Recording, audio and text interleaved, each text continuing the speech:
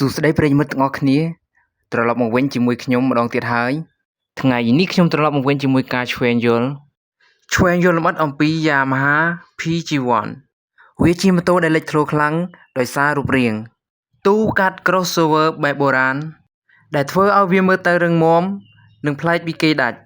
ចំណុចសំខាន់ដែលធ្វើឲ្យ PG1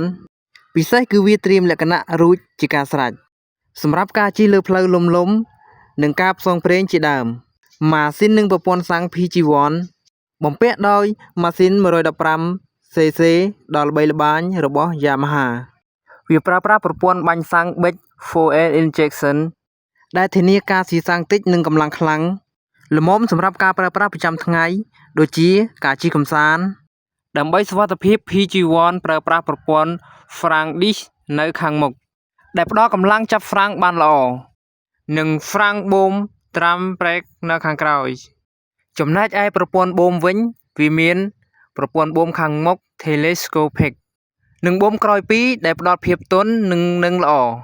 និងកម្ពស់ពីដីដែលស័ក្តិសមជិះលើផ្លូវដែលមិនរាបស្មើម៉ូតូនេះប្រើប្រាស់ចង្កឹះលេខ4វគ្គ 4-speed manual ដែលធ្វើឲ្យអ្នកប្រើប្រាស់មានអារម្មណ៍ថាគ្រប់គ្រងលើម៉ូតូបានទាំងស្រុងចំពោះប្រព័ន្ធភ្លើងPG1 នៅតែរក្សាភាពសាមញ្ញដដែលដោយប្រើអំពូលភ្លើង halogen ទាំងចង្កៀងមុខនិងភ្លើងក្រោយដែលផ្ដល់ពន្លឺគ្រប់គ្រាន់និងងាយស្រួលថែទាំសរុបមក Yamaha PG1 115cc គឺជាម៉ូតូដែលល្អឥតខ្ចោះសម្រាប់អ្នកដែលស្វែងរកភាពប្លែកអារម្មណ៍ផ្សងព្រេងនិងភាពសាមញ្ញក្នុងការប្រើប្រាស់វារួមបញ្ចូលគ្នានៅលក្ខណៈបច្ចេកទេសល្អនិងរូបរាងមានស្ទីលប្លែកអារម្មណ៍ធ្វើឲ្យយើងចាប់ចិត្តតើអ្នកពេញចិត្តចំណុចណាបំផុតនៅលើ PG1 សូមបញ្ចេញមតិនៅខាងក្រោមដើម្បីឲ្យខ្ញុំដឹងកុំភ្លេចជួយចុច like និង subscribe ដើម្បីទទួលបានវីដេអូថ្មីៗពេលដែលខ្ញុំផុសជាបន្តបន្ទាប់ទៀតសម្រាប់កំហុសខុសឆ្គងដែលខ្ញុំនិយាយទៅ